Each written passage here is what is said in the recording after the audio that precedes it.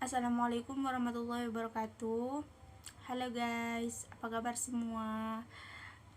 Kembali lagi bersama saya Siti Fitriatus Ada, NIM 12300210022 dari program studi S1 Kebidanan UNUSA.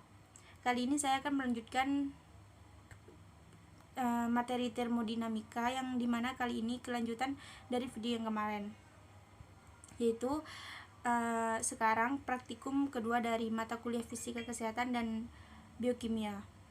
Dosen pengampu Ibu Ima Kurniastuti STMT, dan dosen penanggung jawab mata kuliah Ibu Lailatul Rizki SST MPH. Langsung aja ya guys. Pembahasan kita kali ini,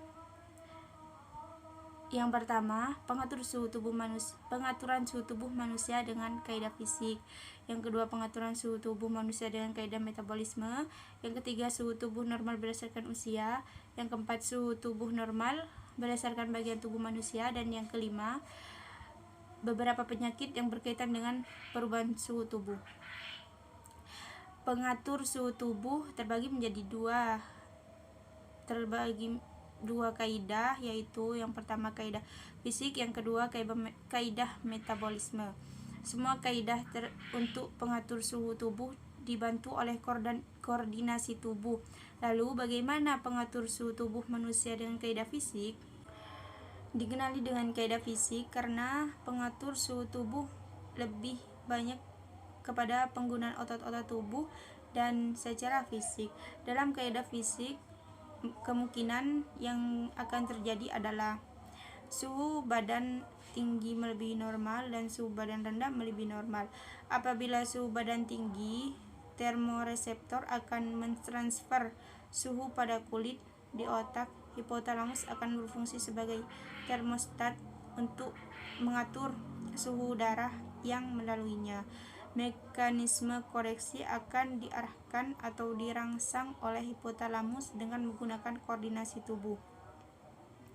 Mekanisme koreksi apabila suhu tubuh tinggi ialah yang pertama, vasodilasi, yaitu pembuluh darah mengembang untuk berdekatan dengan kulit atau lingkungan luar, yang memungkinkan panas dibebaskan keluar. Yang kedua, bulu kulit ditegaskan untuk mengurangi udara yang terperangkap pada kulit supaya panas mudah dibebaskan, karena udara adalah konduktor panas yang baik. Bulu kulit diatur oleh otot-otot rektor. Yang ketiga, lebih banyak darah pada kulit atau kulit kelihatan memerah, memudahkan panas darah terbebas keluar melalui proses penyinaran. Yang keempat, berpeluh. Air keringat yang dirembes oleh kelenjar keringat mempunyai panas pendam tentu yang tinggi, dapat menyerap panas yang tinggi dan terbebas ke lingkungan sekitar apabila air peluh menguap. Apabila suhu tubuh rendah, termoreseptor akan menaikkan suhu pada kulit. Di otak, hipotalamus akan berfungsi sebagai termostat pengukur suhu darah yang melaluinya. Mekanisme koreksi akan diarahkan atau dirangsang oleh hipotalamus dengan menggunakan koordinasi badan. Mekanisme koreksi apabila suhu badan rendah ialah yang pertama, vasokonstriksi, yaitu pembuluh darah menyempit untuk menjauhi kulit agar panas tak banyak keluar ke lingkungan sekitar. Yang kedua, bulu kulit ditegakkan agar lebih banyak udara yang terperangkap pada kulit supaya panas sukar dibebaskan, karena udara adalah konduktor panas yang baik. Bulu kulit diatur oleh otot erektor. Selanjutnya, kurang darah pada kulit atau kulit kurang kelihatan kemerahan atau pucat, kurang mengalami proses penyinaran untuk mencegah panas terbebas keluar lingkungan. Dan yang keempat, kurangnya keringat. Saat kurang air, keringat merembeskan oleh kelenjar peluh, maka panas tak banyak dibebaskan melalui penguapan air peluh. Selanjutnya, pengaturan suhu tubuh manusia dengan kaidah metabolisme.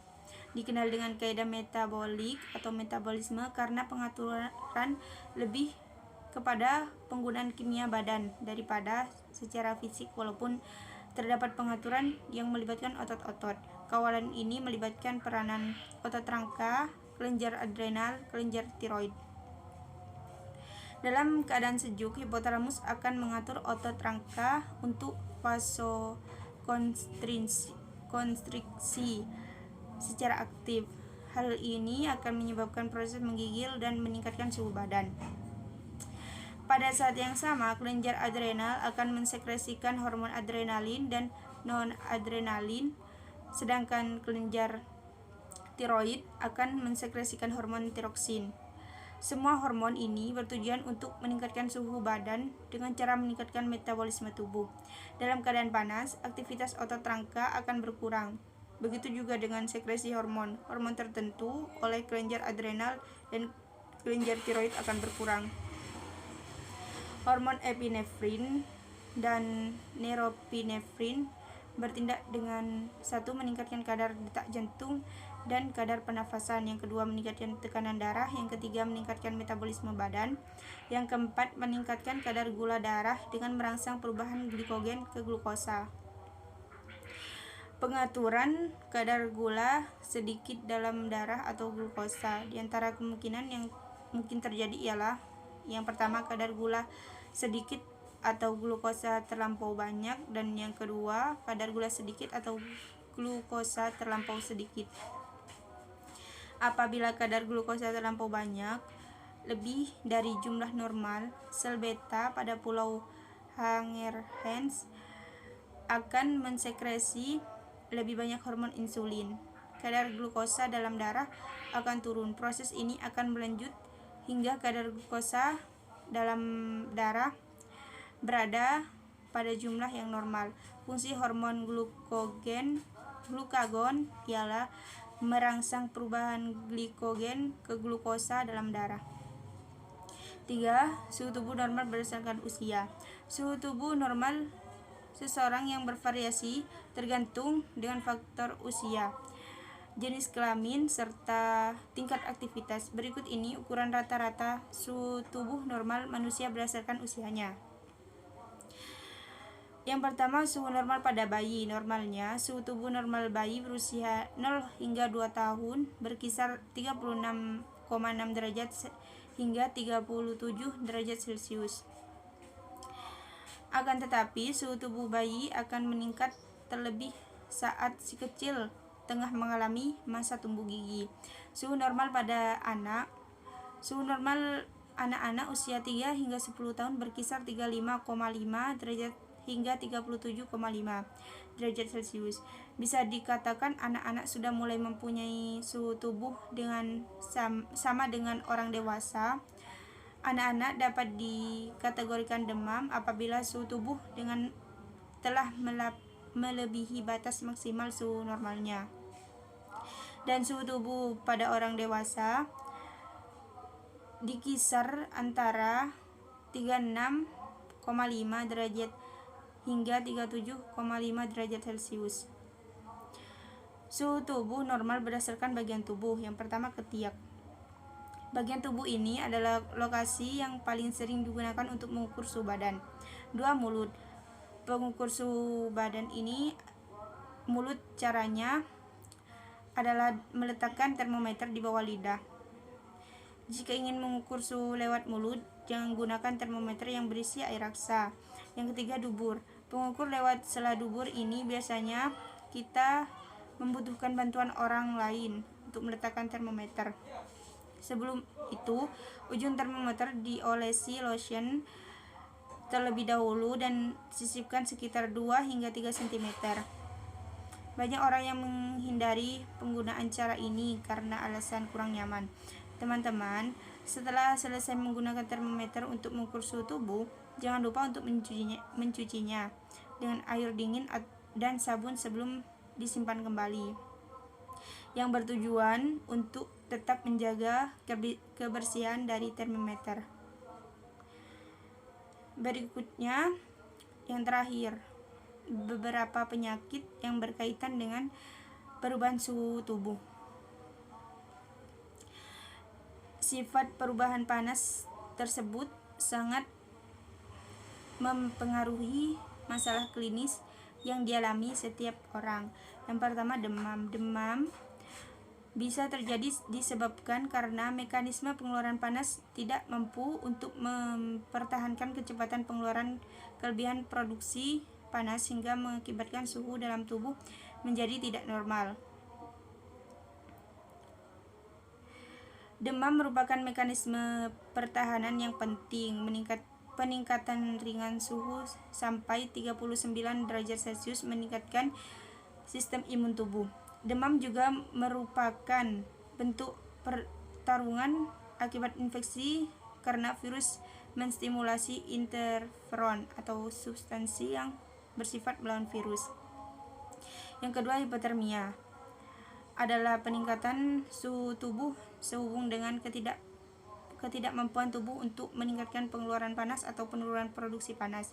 Setiap penyakit atau trauma dan pada hipotalamus dapat mempengaruhi mekanisme pengeluaran panas. Dan yang ketiga, hipotermia, pengeluaran panas akibat paparan terus-menerus terhadap dingin mempengaruhi kemampuan tubuh untuk memproduksi panas hingga akan mengakibatkan hipotermia. Hipotermia diklarifikasikan melalui pengukuran suhu inti. Ringan 33 derajat hingga 36 derajat, sedang 30 derajat hingga 33 derajat, berat 27 derajat hingga 30 derajat, dan sangat berat 30 derajat. Hipotermia aksidental biasanya terjadi secara berangsur dan tidak diketahui selama beberapa jam. Ketika suhu tubuh turun menjadi 35 derajat Celcius, orang yang mengalami hipotermia mengalami gemetar yang tidak terkontrol, hingga ingatan depresi, dan tidak mampu hilang ingatan depresi dan tidak mampu menilai. Jika suhu tubuh turun di bawah 34,4 derajat Celcius, frekuensi jantung, pernafasan, dan tekanan darah turun. Jika hipotermia terus berlangsung, disritmia jantung akan berlangsung, kehilangan kesadaran, dan tidak responsif terhadap stimulus nyeri. Terima kasih. Sekian dari saya. Terima kasih telah menonton. Mohon maaf jika ada salah-salah kata. Semoga bermanfaat. Wassalamualaikum warahmatullahi wabarakatuh.